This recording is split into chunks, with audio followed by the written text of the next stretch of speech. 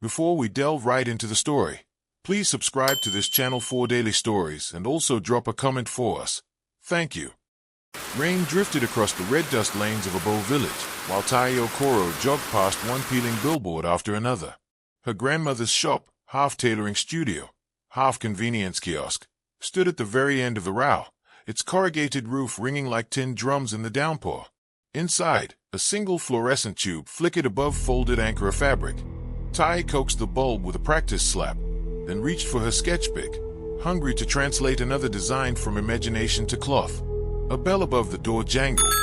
She turned, expecting the neighbor's niece who often fetched thread, but instead found a stranger shaking rainwater from his blazer. Even before he spoke, he radiated a restless energy that seemed too large for the tiny shop. "Good evening," he said, voice smooth yet breathless. "Please forgive the intrusion. Is that generator noise outside yours? I can help fix it if you like." Tai blinked. "We do not own a generator. Only patients with power cuts." The man laughed, casual and confident. "Patience is useful, but progress demands movement. Name is Emeka Dyke. I am on my way to Lagos, but my bus broke an axle. I heard sewing machines and hoped there was somewhere dry to wait." Something in his smile hinted at mischief, yet his gaze held genuine curiosity when it settled on her sketches. He asked questions about stitch techniques, fabric sourcing, retail margins, topics villagers rarely considered. By candlelight they spoke for nearly an hour until the bus horn outside blared its departure. Emeka glanced toward the sound, then back at Tai as if weighing futures. "Have you ever sold clothing online?" he asked suddenly. Tai laughed. "Online? We barely stream football here." "Give me 6 months," he said, pulling a battered notebook from his pocket. "I will bring you a shipment of surplus smartphones. You will list your dresses on social platforms. People will notice." His confidence felt contagious. Before leaving, he scribbled a number, pressed the paper into her palm, and promised to return. 6 months stretched into 9, yet each week Emeka called from a different payphone, updating her on side hustles, setbacks, and near misses. His stories felt implausible, yet each ended with the same refrain: "Hold on, Tai. We will build something legendary." On the 10th month, he arrived unannounced in a dusty Corolla packed with cartons, smartphones, second-hand laptops, Reuters, and tangled cables. He wore scuffed sneakers and an expression that mixed triumph with terror. "Skygrid Ventures," he declared, swinging the passenger door wide for her. "A resale business, starting today. You handle branding and books. I find buyers and negotiate." They drove straight to Lagos that very afternoon, arriving at a one-room flat overrun by cockroaches and possibility. They slept on folded cloth rolls, charting goals across the cracked ceiling. Within 3 weeks, Tai designed a logo, built stock spreadsheets, and posted the first listings on community forums. Buyers trickled in. Positive reviews followed. The trickle swelled into a current.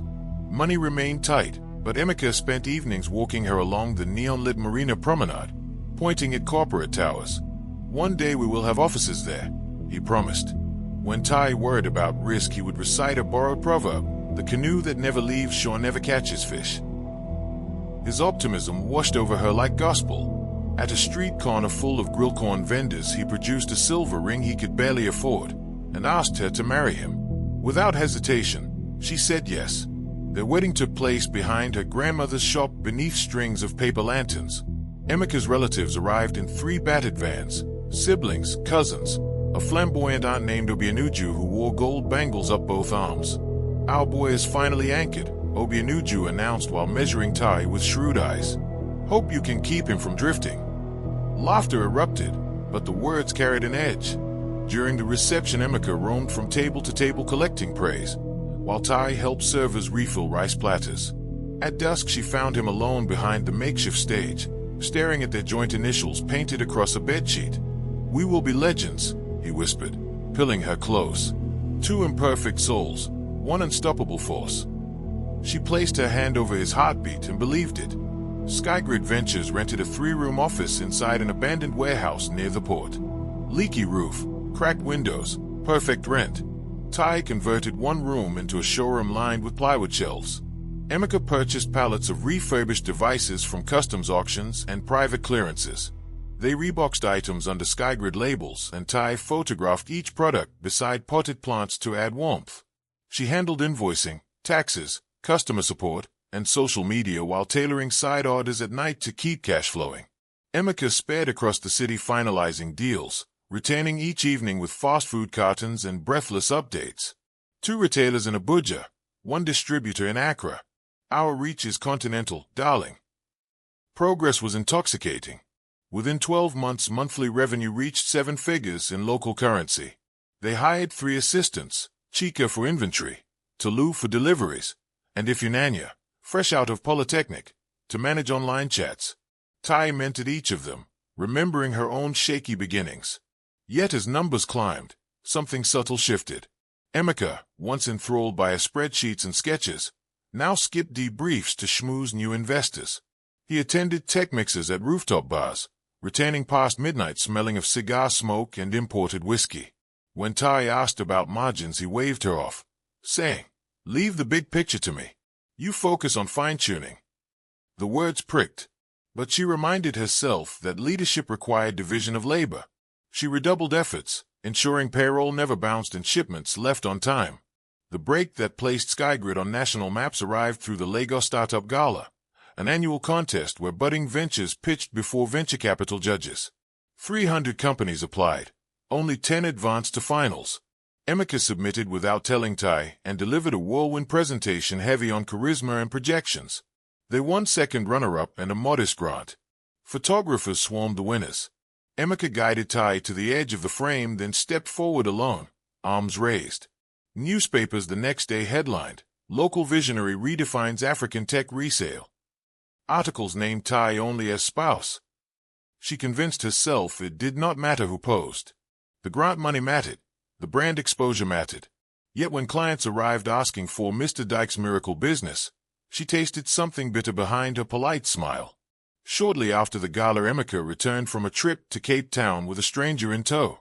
"Meet Nina Chika," he announced, ushering her into the office kitchen where Tai poured coffee. Marketing genius. She helped a fashion app triple downloads before acquisition. She will refine our brand story. Nina extended manicured fingers. Her voice carried soft echoes of British boarding schools. "Pleasure at last, Mrs. Dyke. Emeka has sung your praises." Tai noticed how Emeka's gaze lingered on Nina's burgundy jumpsuit. She noticed, too, the faint citrus perfume clinging to his jacket, one Tai did not own. That afternoon, Nina proposed rebranding Skygrid's website using mood boards full of chrome gradients and aggressive fonts. Tai's original palette, earth tones that felt warm and accessible, was dismissed as village chic. Emeka nodded at every slide, occasionally glancing at Tai for consensus. She chose silence over confrontation. Nina soon occupied an unused desk beside Emeka's office. She convinced him to upgrade hardware, schedule TikTok ads, rent a glass-walled suite uptown for investor meetings. Costs ballooned. Revenue kept pace, but profit margins thinned. When Tai voiced concern, Emeka replied, "Growth first, margins later." At staff briefings, he began comparing Tai's bootstrap procedures to Nina's more polished approach. "Let us try modern methods," he would say, placing a friendly hand on Nina's shoulder. Tai felt the staff's eyes darting cautiously between them. She told herself the discomfort would fade once results arrived. Instead, unease deepened. On the evening of their 3rd anniversary, Tai prepared jollof rice, lit candles, and cued their wedding playlist. Emeka texted at 8 saying, "Running late. Quick strategy dinner." At midnight she fell asleep on the sofa. He returned at 2 in the morning, humming a love ballad that never reached her ears because he wore headphones. Tai watched him undress, noticing lipstick faint upon his collar. Gathering courage, she asked whether he still believed in the legend they had promised to build together. "Of course," he replied, too quickly, without meeting her eyes. "But legends require sacrifices, my love. Trust me." In bed she lay awake listening to the city traffic, wondering whether sacrifice was being asked of her heart or her identity. 2 months after Nina's arrival, Tai discovered a discrepancy while reconciling bank statements. A consultancy fee labeled Strategic Brand Audit, Enchika Holdings, had cleared for an amount triple Nina's official salary. When Tai asked Emeka, he brushed it off as performance bonus approved verbally during a trip. Our new investor demanded intensive research, he explained. Nina delivered under deadline. It justified the fee. Ty insisted on a paper trail. Emeka sighed, promised receipts, then changed passwords on the accounting software the next day. She felt a jolt of panic. Control over finances had always been her anchor. She confronted him again, voice shaking. Emeka's patience snapped. Stop inhaling village scarcity, he barked. Act like a director of a scaling company. Let professionals handle strategy. His words echoed in the corridor long after he slammed his office door. Stress eroded Ty's health. She woke dizzy, her tongue tasting metallic. Headaches clawed behind her eyes. At first she blamed blue light glare from spreadsheets, but when nausea followed even plain water, she visited a clinic. Tests returned normal. Doctors advised rest. One afternoon she lingered in the break room pretending to scroll messages. She watched Emeka's Aunt Obianuju stir a packet of powder into Ty's mug of zobo, then carry it to Ty's desk. The older woman spotted Ty by the doorway, froze, and forced a smile. I added sweetener, she said, leaving quickly. Ty poured the drink down the sink. Her heart pounded as puzzle pieces aligned. The fatigue, the stomach cramps, Aunt Obianuju's sudden visits delivering home-cooked meals, Nina's whispers with the aunt in hallways. Later that day, 14-year-old Chica, the youngest shop assistant, tugged Ty's sleeve. Madam, I overheard them. They said you look pale already, so the plan is working. Please be careful. His eyes brimmed with faye. Ty stood silent, snowed under by betrayal. She locked herself in the bathroom until tears subsided, then examined her reflection. She refused to become a ghost haunting her own success. That evening Emeka hosted a strategy dinner in their apartment for Nina and 2 investors. Ty stumbled out of the bedroom, cheeks flushed from fever, to fetch water. Nina paused mid-story and surveyed her with clinical amusement.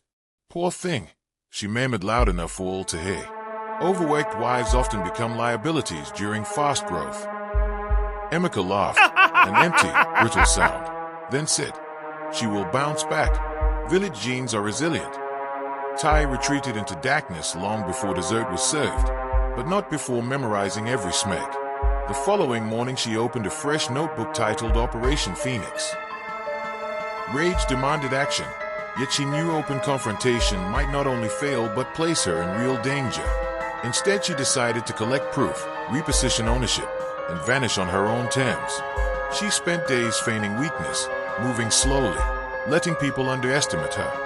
At night she copied emails from Emeka's unlocked laptop, photographed contracts Nina drafted, and recorded voice notes discovered in shared folders. One clip began with Emeka's voice. Once her will is gone, we transfer majority shares. She will not contest because she will not be able to stand, let alone fight. Nina replied, We rebrand under my holding company. Investors respect a polished front. Ty becomes silent partner or silent memory. Laughter followed, thin and hollow. Ty closed the laptop, breathing through shock until anger crystallized into precise cold focus. The glare of Lagos night traffic bathed the bedroom ceiling in restless red and white. Ty lay half-curled on damp sheets, clutching her abdomen while acid fluttered behind her ribs. Every swallow tasted metallic. Every fever dream carried the same image. Aunt Obianuju standing over the kitchen stove, sprinkling gray crystals into bubbling aguzi stew and smiling as the grains dissolved. At dawn she forced herself upright, dragged on a hoodie, and crept into the living room. A half-empty ceramic cup sat on the coffee table, yesterday's zobo. Tiny flecks of undissolved dust had settled at the bottom. She touched the rim, then recoiled when her fingertip came away tinged with pale beige. She took a photograph and slipped the cup into a Ziploc bag, heart pulsing like a distant drum. The apartment walls suddenly felt porous, every window and eye watching her movements. Dr. Miriam Otobo, a longtime mentor from Ty's tailoring days, worked at a small private clinic off Awolo Road. She examined the latest blood work and frowned. Your white cell count keeps dipping, but markers for infection are absent, she muttered, tapping her pen. Liver enzymes are flirting with danger. Something external is hammering you. Ty drew the Ziploc from her purse like contraband. I need toxicology on this. Quietly, she whispered. Miriam's gaze hardened.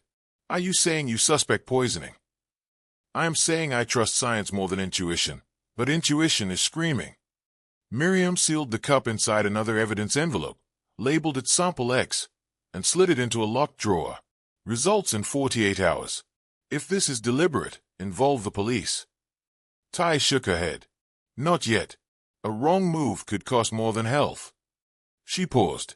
How soon would arsenic or cadmium show in hair samples? Within 2 weeks of exposure. But those are old-school toxins. Modern amateurs use pesticide compounds, odorless, slow. Miriam scribbled instructions. In the meantime, avoid home-cooked meals. Tai laughed without humor. Home is the problem, not the meals. That evening, Tai pretended to nap on the sofa while Emeka and Aunt Obianuju argued in the corridor. You promised this would be fast, the aunt hissed. I am not a chemist. I cannot keep guessing dosage. Patience, Emeka said.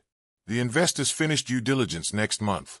Once the shares are transferred, we taper the mix. She recovers, none the wiser. And if she dies? Do not speak nonsense, Emeka snapped. It is only tranquilizer powder. Nina sourced it. It weakens, but it will not kill. Tai's pulse roared in her ears. Her husband's voice sounded warped, like tape dragged over rusted spools. When the hallway lights clicked off, she slipped to the study and opened his laptop. The same voice notes she had copied earlier now felt like live serpents writhing across the screen. She copied new files, including a spreadsheet named Project Rebirth, Equity Realignment. Column A listed shareholders, Column B listed proposed post-rebrand shares. Her own percentage dropped from 40 to 15. Below, a yellow cell read, Marriage Settlement, Gesture Only, Public Optics. Tai stared until tears blurred the numbers. Then she pressed record on her phone and whispered, They think I am a gesture. They will learn what a gesture can become. 2 nights later, she woke to stomach cramps and stumbled toward the kitchen for water. A sliver of moonlight revealed Nina kneeling at the pantry, placing sachets into a shopping bag. The strategist's hair was pulled into a severe bun. Her burgundy blouse glimmered like dry blood. Tai froze in the doorway, heartbeat unsteady. Nina stood slowly, locked eyes with her, and produced a thin smile. Cannot sleep. First, Tai croaked. I came to fetch ginger tea. The imported one. Nina lifted the bag. Hard to find in Lagos. Tai stepped aside, forcing a nod. As Nina passed, a packet slipped from the bag and skittered across the tile. The strategist vanished into the corridor before Tai could bend to retrieve it. She knelt, picked up the sachet, and read the label, Dormiralax, veterinary-grade sedative. She crushed the packet in her palm until powder leaked between her fingers. 48 hours stretched into 52 before Dr. Miriam called. Paraquat derivatives, she said bleakly. Diluted but cumulative. Highly toxic in mammals. How you are still walking baffles me. Tai squeezed the phone until plastic creaked. How long until irreversible damage? With exposure paused, liver can regenerate. But one more high dose could tip you into organ failure. Cold clarity cut through her anguish. Thank you, Miriam. Delete my name from all files. You never saw me. Tai. Please. She hung up. Alone in the stockroom at Skygrid, Tai closed her eyes and pictured dominoes. Each secret document, each voice note, each toxic packet. If she toppled them in the right direction, the entire deceit would collapse under its own weight. That afternoon she called her cousin, Barrister Arinzo Koro, who specialized in corporate fraud. I need silent restructuring, she said. Full transfer of assets into a holding company I control. Non-disclosure airtight. Arinz whistled. Under marital law, your husband already owns half. This will trigger war. Tai's voice never wavered. Half of 0 is 0.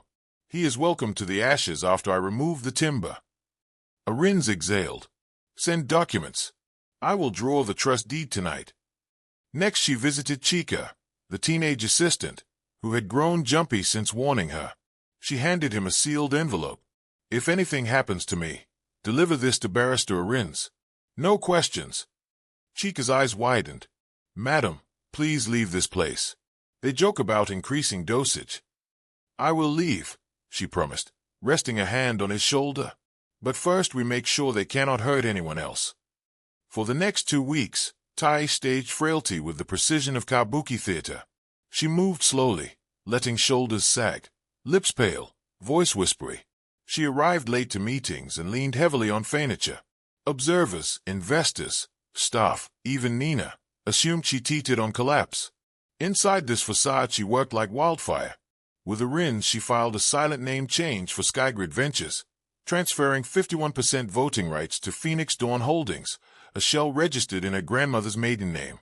The remainder sat in a discretionary trust for employee bonuses, insulating the shares from marital claims. She rerouted client payments into a new merchant account and scheduled the switch for midnight on the final day of the quarter.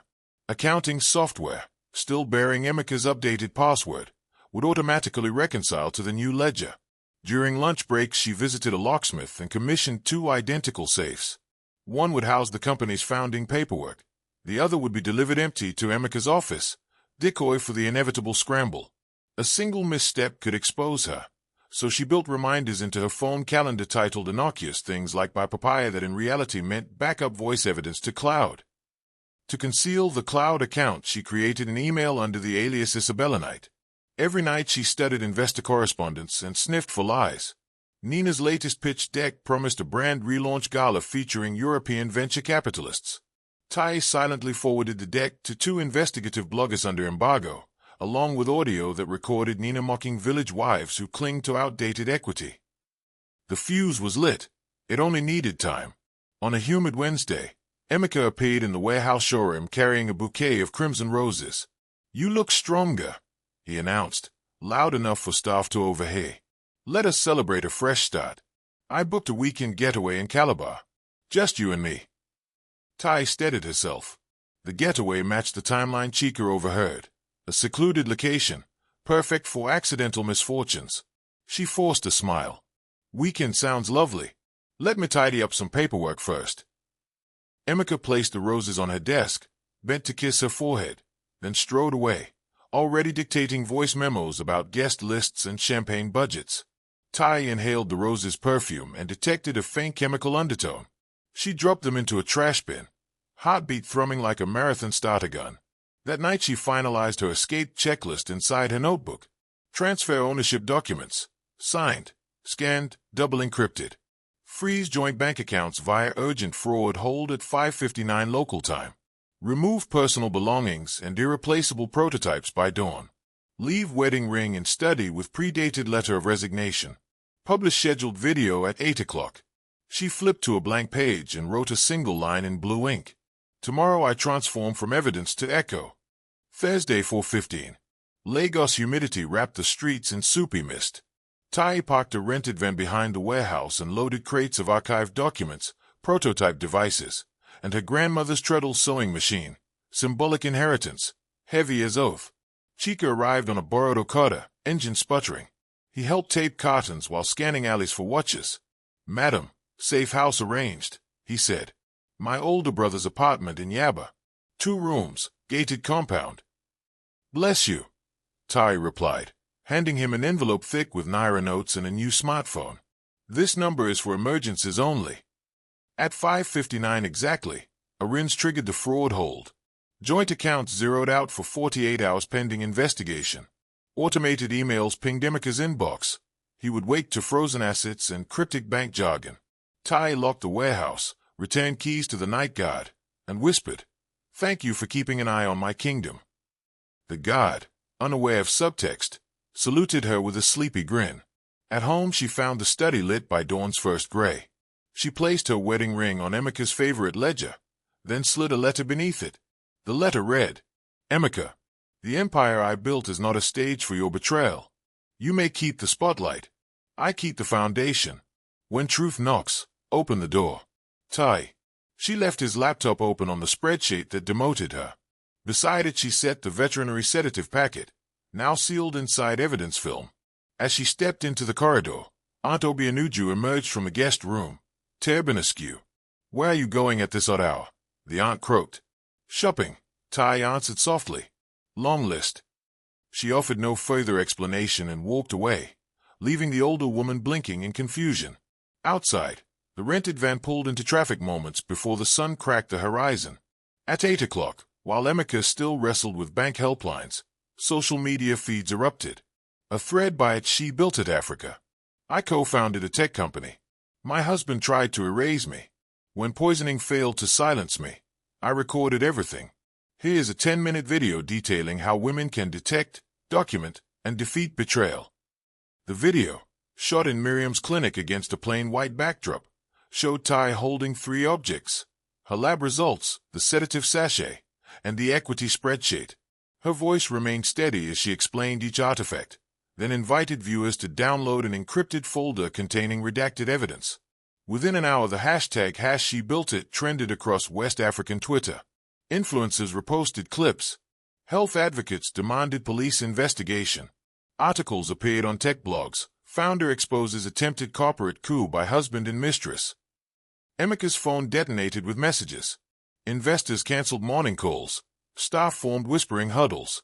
Nina, canyon deep in crisis control, called him 12 times before sending a final text. We need spin, not panic. Emeka looked at the frozen accounts, the empty ring on the ledger, the sedative packet glinting under fluorescent light, and felt the first hint of genuine fear. By noon, Emeka marched into the warehouse, flanked by 2 private security men. The showroom lights were off. Inventory racks stood half empty. Only Tolu, the delivery manager, remained, sorting parcels. Where's everyone? Emeka demanded. Tolu shrugged. Some staff took personal leave. Others said legal advised them to avoid the premises. Emeka yanked open the accounting software. Password rejected. He tried backup credentials, rejected again. A banner flashed. Administrator access revoked by Phoenix Dawn Holdings. He slammed the keyboard. Who authorized this transfer? He roared. Tolu shook his head. Madam Tai handled the books. She left early. Emeka turned to the security duo. Find Nina. Tell her crisis level red. But Nina was already streaming live on her Instagram, seated in a co-working lounge, denying all knowledge of poisoning and framing herself as a consultant caught between domestic issues. Emeka swallowed bile. The scaffolding of his schemes was collapsing, beam by beam, while the world watched. At 3 p.m., 2 plainclothes officers arrived with a warrant to seize any substances matching the toxicology profile from Ty's test. They found Aunt Obianuju pacing the kitchen and discovered a plastic jar of Dormiralax dissolved in palm oil residue beneath the sink. The aunt wailed, claiming innocence. Officers collected samples and asked Emeka to accompany them for questioning. He protested, but the uniformed backup outside hardened his resolve. Cameras from a local station captured his exit, handcuffed yet still adjusting his designer wristwatch. Tai watched the livestream from the safe house, pulse steady. Chika sat nearby eating plantain chips. This is only the first volley, she said. There will be counterattacks. Chika grinned. Madam, Lagos prefers underdogs who fight back. You have half the city cheering. Over the next 48 hours, 3 major distributors issued statements suspending all contracts with SkyGrid until governance issues were resolved. Supply chain partners demanded escrow deposits, which the frozen accounts could not provide. A tech journalist published excerpts from Nina's pitch deck showing aggressive valuations based on full control by new management. Comment sections exploded with allegations of fraud. Inside crisis group chats, Nina suggested pinning the blame on Aunt Obianuju acting alone. Emeka balked. The audio implicates us, he typed. We need leverage on Tai. Nina replied. Suhe. Claimed she embezzled. Public loves messy divorces. Emeka clutched at the proposal like driftwood in storm surf and ordered a legal team to draft filings. Hidden in Yaba, Tai spent mornings meditating on the balcony, eyes closed against traffic cacophony. She felt bruised, but bruises harden into memory, memory into armor. At noon, she wrote the charter for She Built It, a platform offering legal toolkits, trauma counseling, and business blueprint templates for women escaping exploitative partnerships. She inserted a clause. All services remain free until each beneficiary reaches sustainable revenue. Arins, visiting with signing papers, shook his head in admiration. From ashes to architecture, he murmured. I will not merely survive, she answered. I will multiply. On Saturday night, Emeka stood outside the Yaba compound, eyes red, voice hoarse. Security called up to Tai's flat. She agreed to meet him in the gated courtyard under a broken security lamp. Emeka's posture hovered between contrition and calculation. Tai, I lost control, he began, tears welling. Pressure, investors, Nina's manipulation. We can rebuild, just the two of us. Tai studied him, noting the tremor in his jaw, the sweat beading at his temples like overworked stage lights. You once said legends require sacrifice, she replied. You chose what to sacrifice. It was me. He reached for her hand. She stepped back. You do not understand the chaos you triggered, he pleaded. Lawsuits, reputations. Help me settle investors. I will sign anything, give you majority. I already have majority, she said quietly. All I needed from you was respect. He fell silent, shock stealing his breath. Somewhere beyond the compound wall, a vendor's radio played Fela Kuti, horns wailing like triumphant sirens. Emeka exhaled raggedly. If you leave me with nothing, they will destroy me. You are not empty, she said. You still have the man you chose to become. She turned toward the stairwell. Find him. Emeka sank onto the pavement as security escorted him outside. Tai climbed the steps feeling lighter than she had in months. Arins predicted the lawsuit within 7 days. It arrived in 4. The filing accused Tai of diverting funds, stealing intellectual property, and defaming Emeka with false poisoning allegations. The plaintiff demanded 90 million naira in damages and immediate restoration of shares. Tai read the summons in silence, then asked Arins, "How loud is the courtroom microphone?" "Loud enough for every lie to echo," he said. "Good," she replied.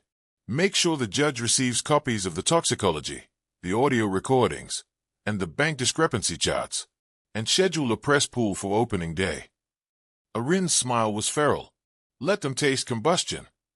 On the eve of the hearing, Tai visited her grandmother's grave in a Bow village. She knelt among wild marigold blooms, liver still aching but spirit vast.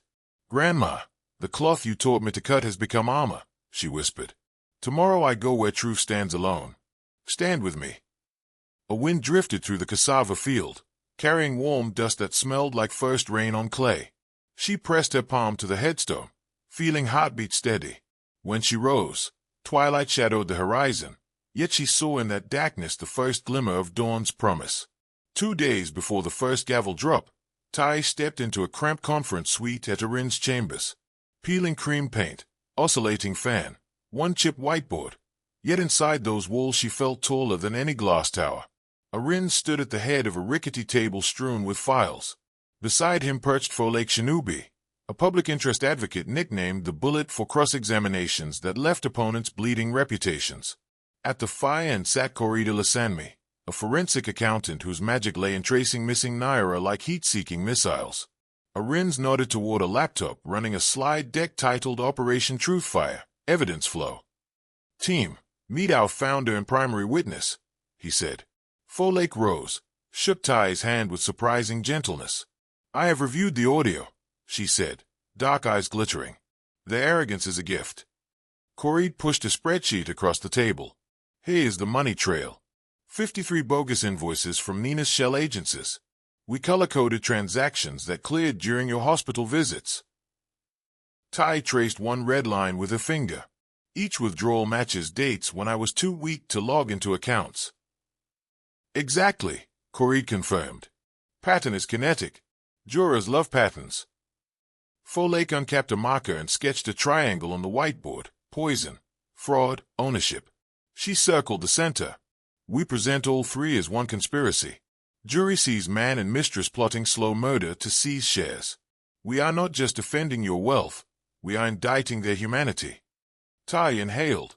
The smell of marker ink mingled with old plaster, yet her lungs filled with something like mountain air. That evening Tai went live on a newly created streaming show titled Phoenix Desk. Her face occupied only half the frame. The other half displayed real-time tweets from women recounting business betrayals. She began not with anger but with gratitude. "I did not plan to become a headline," she told the audience of 36,000. "But once darkness is exposed, one either flees or becomes a lighthouse." She invited a guest, Ada Onwadai, a chemist who explained how paraquat derivatives ravage internal organs. Ada held up an identical packet of the veterinary sedative and broke down its active ingredients.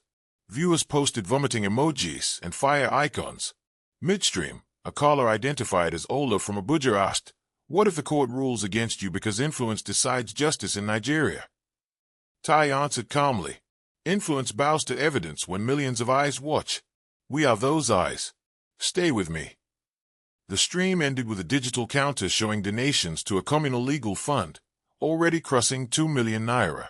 Tai redirected the entire sum to pro bono cases filed by other women.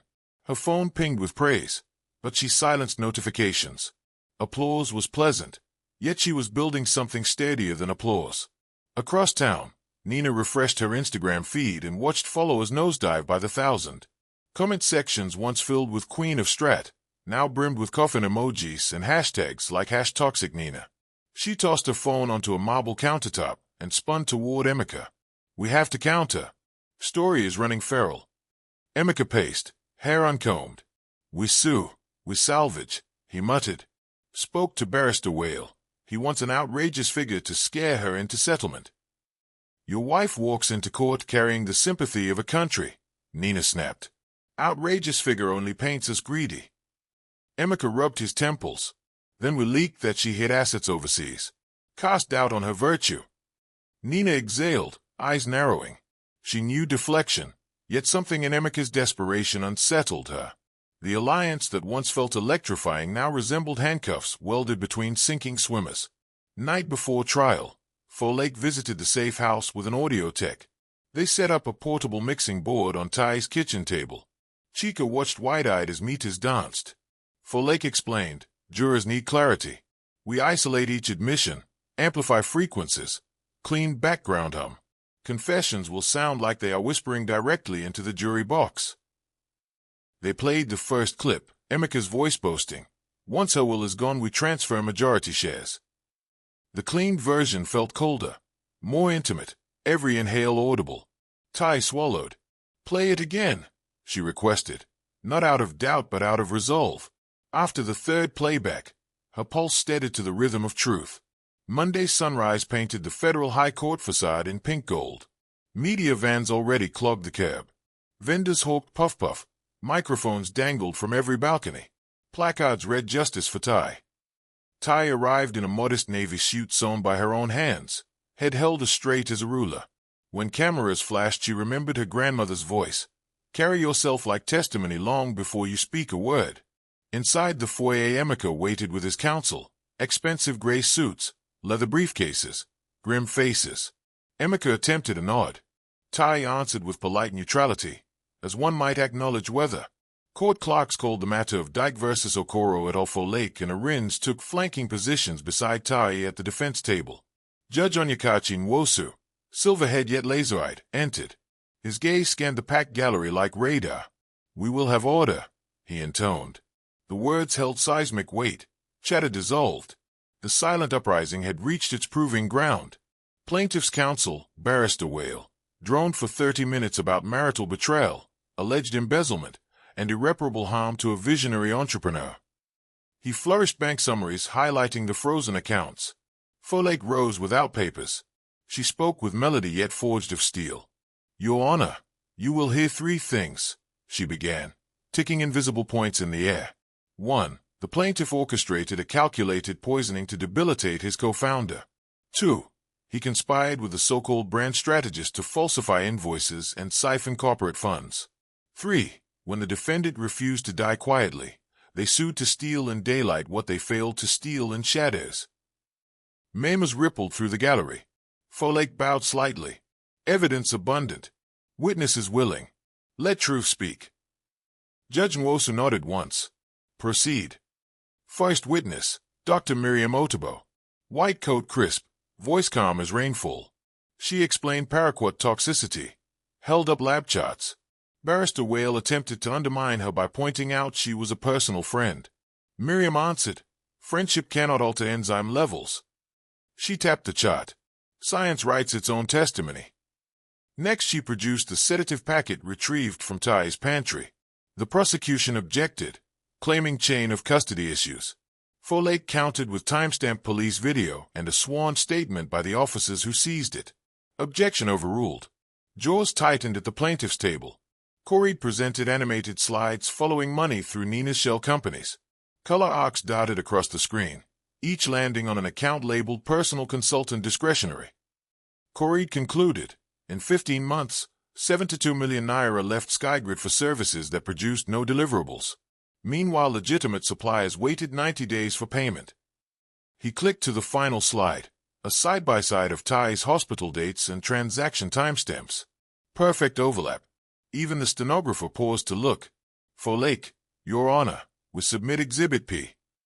Speakers crackled. Emeka's voice filled the chamber. Once her will is gone, we transfer majority shares. She will not contest because she will not be able to stand. Silence followed, thick as fog. Then Nina's recorded laugh slithered through the speakers. A spectator gasped, audible. The judge leaned forward, elbows on mahogany. Emeka's complexion blanched to ash. Folklore let the hush linger 9 full seconds before speaking. No further questions for this witness. Judge Nwosu announced a 20-minute recess. Gallery erupted into chatter. Reporters dashed to phone banks. Tweets multiplied. In the corridor, Emeka cornered Nina, voice trembling. You said recordings were deleted. I deleted the ones on the laptop, she hissed. Not my fault your wife copied backups. The argument escalated until police officers stepped in. Cameras captured every syllable. By the time recess ended, clips circulated under hashtags #poisonplot and #corporate-coup-fail. Court reconvened. Plaintiff's counsel attempted damage control, calling Emeka as witness to portray himself as visionary misled by a rogue consultant. Well, Mr. Dyke, did you at any point instruct Ms. Nina Chika to harm your wife? Emeka, sweating, never. I loved my wife. Any recordings are taken out of context. Business stress makes people vent. Folklore rose for cross-examination. She projected a private text thread where Emeka wrote, "Increase powder. Investors hate delays." Folklore, what powder were you referring to, Mr. Dyke? Emeka stammered, that could be protein powder. My wife was anemic. Laughter rippled through gallery. Judge pounded gavel for order. Folklore advanced. Will you also claim the veterinary sedative in her kitchen was a dietary supplement? She turned to the bailiff, who held the packet inside evidence plastic, perhaps for building muscle in poultry. Emeka's lips moved, yet no sound emerged. Folklore allowed silence to crush him before pivoting. No further questions. Nina wore a charcoal blazer and a pearl choker that screamed poised innocence. Yet when sworn in, her fingers trembled. She began with composed diction, claiming consultancy deliverables existed in cloud folders lost during system migration. Arins produced screen grabs of deliberately wiped drives referencing her user ID. System migration by deletion, he probed. She faltered. Then Folklore introduced an invoice stamp with the logo of Luxeco Media, a company Nina owned but had denied affiliating with. Under pressure, Nina's sentences fractured. She admitted forging at least 2 invoices but insisted Emeka pressured her. He said Ty would never know, she muttered. Ty watched, not with triumph but with a steady grief for the dream now disintegrating in public. After closing arguments, the judge recessed to chambers. Gallery buzzed. Some predicted adjournment until next week. Yet 40 minutes later, bailiff called all to rise. Judge Nwosu returned with swift certainty etched on his brow. He summarized evidence, emphasized the gravity of attempted poisoning, corporate fraud, and emotional abuse. Then, this court finds for the defendant on all counts. The plaintiff's claims are dismissed with prejudice. Further, punitive damages of 20 million naira are awarded to Ms. Tai Okoro for defamation and personal injury.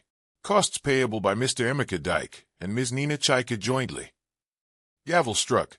Boom that felt like thunder. Emeka collapsed onto his chair. Nina covered her face. Reporters burst from benches as if launched. Tai remained still for 3 heartbeats, then exhaled a tremor she had held for months. Folklore squeezed her shoulder. Phoenix SNs, the lawyer whispered. Outside, chanting supporters greeted Tai. Microphones jabbed. How do you feel? Will you press criminal charges? What is next for She Built It? Tai spoke calmly. Justice is not an event but a habit. Today we practice the habit. Tomorrow we expand it. She thanked her legal team, praised citizen journalists, and urged governments to fast-track legislation protecting co-founders from spousal exploitation. She ended with, our story is not singular. If you are watching and you feel trapped in silence, Remember, silence can also be strategy. Document. Prepare. Then speak when you are ready. The clip aired on primetime news across 4 countries. Within 48 hours, venture capital firms blacklisted Nina. Her pending keynote at a marketing summit was cancelled. Emeka's remaining board seat on a startup incubator was revoked. Banks lifted the fraud hold only to execute the court's damages order, draining most of Emeka's liquid assets. He moved into a budget hotel near the port, dodging reporters. Late one night, he recorded a stuttering apology video on his phone, uploaded it, and watched comments savage him. Under every contrite sentence lay a statement of disbelief. Arins informed Tai that collecting the full 20 million might be protracted since assets were vanishing. Tai surprised him. Offer them an alternative, she said. Half the amount converted into equity, which funds a new women-led incubator. Let their debt fuel fresh futures. Arins blinked. Mercy after war. Not mercy, she answered. Alchemy. The proposal leaked. Public reaction hailed it as masterstroke. Reluctantly, Emeka and Nina agreed. The alternative was bankruptcy. Thus Phoenix Fund was born, financed by the very pockets that had attempted to empty Tai's life. 2 weeks later, Tai stood before an audience at Landmark Center, unveiling Tai Tech Africa. LED screens unfurled logos designed by women from rural cooperatives. She told the crowd, a name once stolen can be remade stronger, like iron forged twice. Towards the back, a figure watched. Emeka, unshaven, shoulders slumped, entry pass borrowed. For a moment his eyes met hers across the sea of seats. He raised a tentative hand.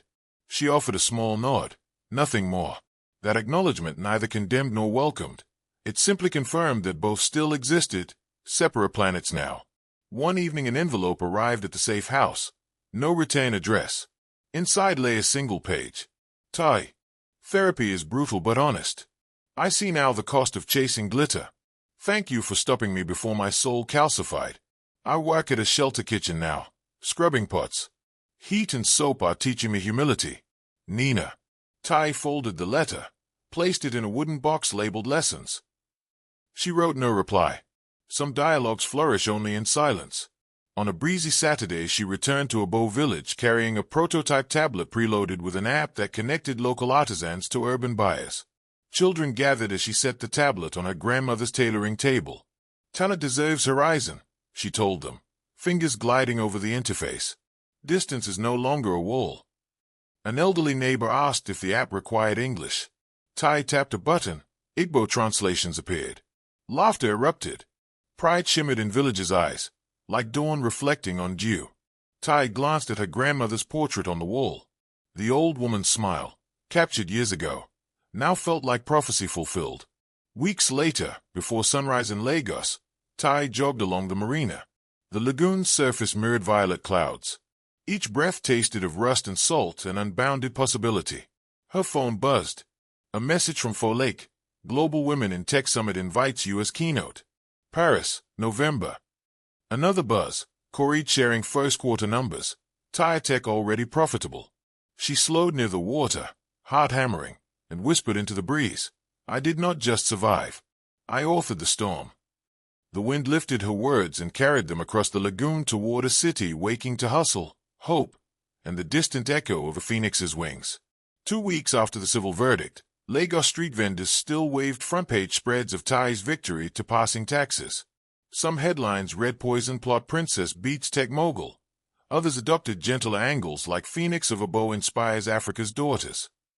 Emeka tore one such paper from a kiosk, crumpled it, and dropped it into a roadside gutter already choked with yesterday's rainfall. His shoes, once Italian leather, were frayed at the heel.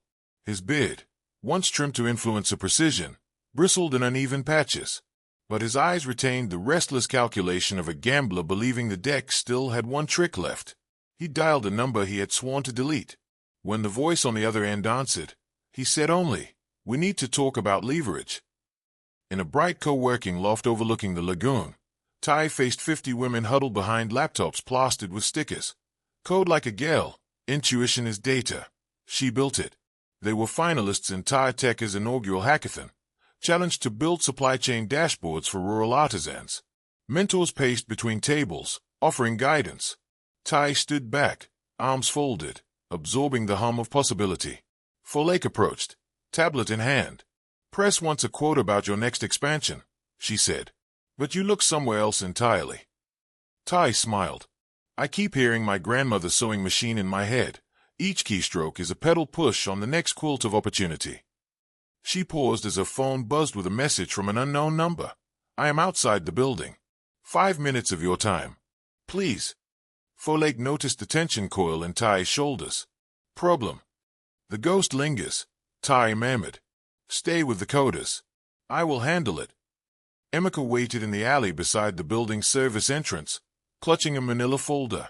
He looked smaller, as if gravity had claimed an extra share of him. Ty approached, spine straight, hands in pockets. You have 5 minutes. He extended the folder. A business pivot. Investors will listen if you endorse it. I prepared new projections. His voice trembled between desperation and rehearsed confidence. Ty did not take the folder. Why would I endorse anything tied to you? Because I still know distribution channels you need, he insisted. Because we once built glory together. Poisoning, he choked on the word, was Nina's madness. I was drowning in expectations. Ty's silence drew him deeper into confession. He lowered his gaze. I wake every dawn to the sound of your video playing in my head. The part where you say silence can be strategy. My silence enabled evil. She studied the man once charismatic enough to sell futures out of thin air. Now he was a phantom of squandered potential. What is it you actually want, Emeka? Money. Macy. Applause. He exhaled. A path back to relevance. Ty considered. Relevance is not granted, it is cultivated. She finally accepted the folder, skimmed the top sheet, then closed it. Come to tomorrow's hackathon finale. Sit in the audience. If you truly seek redemption, start by listening. He opened his mouth to thank her, but she raised a hand. This is not a gateway back into my life. It is a checkpoint for your own. Without another word, she returned to the lift, leaving Emeka alone with the echo of possibility. Next evening, the loft transformed into a mini-expo. Finalist teams demoed dashboards mapping farm-to-fashion logistics on wall-mounted screens. Judges circulated, including a visiting delegate from the African Development Bank. Emeka slipped in, wearing a borrowed blazer 2 sizes too large. He hovered by the drink station, absorbing conversations he once commanded. When a judge asked a team how they handled offline data sync, one coder, barely 19, answered with fluency bordering on poetry. Emeka's face flickered with twin fires of admiration and regret. Ty delivered closing remarks, praising grit over glamour. She caught Emeka's eye only once, offering a nod that neither condemned nor welcomed. When winners were announced, the loft erupted in cheers, and confetti cannons burst. Emeka clapped, eyes moist. Afterward, while attendees mingled, he approached Ty. Instead of pitching, he simply said, "Thank you for the seat." Ty responded, "The future is communal. If you want to contribute, start by mentoring the supply chain team. They need guidance on customs regulations." His face brightened and sobered.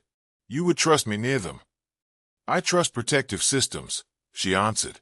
"No single mentor can derail what is built on collective accountability." He bowed his head. In that moment, he glimpsed a path not to fame but to service. Later that night, a courier delivered an envelope addressed to Tai and stamped with the Federal Ministry of Justice seal. Inside lay a notice, criminal proceedings against Emeka and Nina for attempted poisoning, conspiracy, and financial misappropriation. The state had reviewed Tai's evidence and decided to prosecute. Arin's phoned seconds after she finished reading. "This is bigger than civil court, cousin. Maximum sentence for paraquat poisoning is life." Tai looked out her apartment window at the city's glow. Somewhere Emeka was perhaps celebrating a new dawn. Does he know yet? "Not officially," Arin's answered. "Arraignment set for next month. Press will feast." Tai closed her eyes. Let justice run its course. 2 days later, Emeka returned, pale, trembling. "I got the notice," he said, voice raw. "Jail. I cannot." He broke off. Tai gestured to a bench in the public courtyard outside Tech. "Sit." Emeka sank down. "I will plead guilty if it spares prison. Tell them I cooperated, please." Tai folded her arms. "Cooperate actually." Hand over every remaining document, every bank record. Help prosecutors build the case. Show repentance through action, not bargains. He nodded frantically. Anything. Just guide me. She offered a bottle of water. Salvation is pilgrimage, Emeka. You must walk it yourself. Tears slipped down his cheeks. I will. As he shuffled away, Tai felt no triumph, only a solemn recognition that some storms never truly leave. They simply shift into quiet rain. That night an email arrived from Nina. Tai, they came to my parents' house with a summons. I am numb. Are you satisfied? N. Tai typed, erased, typed again, then wrote. Nina. Satisfaction was never the goal. Accountability is nourishment for societies starved of it. Tai. Seconds later another email came from Nina. Shorter. I am pregnant. Tai's breath caught. She stared at the screen, a swell of empathy and suspicion. Was this manipulation or truth? Eventually she replied. Then choose what kind of world you want your child to inherit. Truthful testimony builds it faster than denial. No response followed. The silence felt heavy, like storm clouds refusing to break. The criminal arraignment drew international media. Cameras jostled outside the High Court of Lagos. Hashtags trended before sunrise. #poison trial. #justice for Tai. #corporate crime. Inside, prosecutors outlined charges: administering harmful substances, attempted grievous bodily harm, conspiracy to defraud, and money laundering. Maximum combined penalty: life imprisonment plus forfeiture of assets. Emeka pled guilty to conspiracy and financial misappropriation, not to poisoning. Nina pled not guilty on all counts. Her counsel argued pregnancy and undue psychological coercion.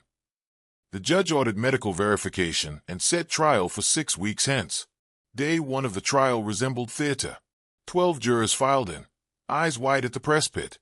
Judge Adola Ajayi, younger than most expected yet famed for zero tolerance of theatrics, presided. Prosecution opened with a slideshow of Tai's lab results, followed by police photos of Dormiralax sachets. They played voice messages again, but this time jurors saw biometric waveform overlays pinpointing speaker identity. Defense counsel objected to sensational display, but Judge Ajayi allowed it, stating, "Clarity is not sensational, it is service to truth." Verification confirmed Nina was 13 weeks pregnant. Public debate ignited. Should an expectant mother face maximum sentence? Prosecutors offered a reduced plea if she provided a full affidavit implicating all co-conspirators. In a holding cell, Nina weighed options. Her reflection looked back at her with hollow cheeks, pearl choker long gone. The tiny flutter inside her belly felt foreign yet fiercely real. She asked for Tai. A sunlit prison chapel smelled of dust and candle wax. Tai entered escorted by warders. Nina sat on a wooden pew, hands folded. Tears glistened but did not fall. I lied, Nina began. About everything, including the pregnancy timeline. I am further along than I said. The child was conceived before the civil trial. Tai remained standing. Why summon me? Nina swallowed. To ask forgiveness. Tai's head tilted. Forgiveness is not a switch you request from someone else. It is a door you carve within yourself. Nina's shoulders shook. They will take my baby if I am jailed for life. Tai finally Saturday cooperate fully. The law allows sentencing concessions for genuine assistance. Nina whispered, "Will you speak on my behalf?" Tai closed her eyes, remembering the mockery, the poison, the shredded trust. Yet she also saw the cycle of women devouring women beneath patriarchal shadows. She opened her eyes. I will not oppose leniency, if you help dismantle the networks that enabled this crime. Nina nodded, relief cracking into sobs. A warder stepped forward, but Tai raised a hand. She waited until Nina's sobbing ebbed, then stood. Make your confession count. Next morning Nina took the stand, voice steady. She admitted forging invoices, sourcing Dormiralax through a corrupt veterinarian, and administering doses into Tai's meals while Emeka monitored effects. She produced WhatsApp backups showing Emeka's incremental instructions. Prosecutors asked why she complied. She answered, I chased validation. In that chase I surrendered conscience. Defense counsel slumped. Plea bargain collapsed under its own weight. The gallery listened in pin-drop silence. Hearing Nina's testimony, Emeka covered his face. His lawyer requested a recess, but the judge denied it. When cross-examination began, Emeka bolted upright, shouting, "Liar! You twisted everything." Judge Ajayi banged the gavel 3 times. Bailiffs restrained Emeka. The outburst etched itself into every headline. Ex-tech star melts down in poison court. After 3 weeks of testimony, jury deliberated 8 hours. They returned unanimous. Emeka, guilty on all counts. Nina, guilty on poisoning and fraud, but jury recommended mercy due to cooperation and pregnancy. Judge Ajayi sentenced Emeka to 25 years, eligible for parole after 15. Nina received 12 years, sentence suspended until 1 year postpartum, followed by mandatory rehabilitation and community tech training for underserved women. Tai watched without outward reaction. Inside, a quiet tide of closure lapped against shores still tender. That night Tai appeared on national television seated opposite veteran journalist Depo Banjo. He asked whether justice was served. Tai replied, "Justice is a mosaic, never a single tile. Today a piece clicked into place. There are more empty spaces." Banjo leaned forward. "Some viewers say your willingness not to oppose leniency shows weakness." Tai smiled faintly. "Mercy where possible, accountability where necessary. Strength lives in balancing both." Ratings shattered records, highest viewership for post-trial interviews since Democratic transition. Tweets quoted her line about mosaics in meme-ready fonts.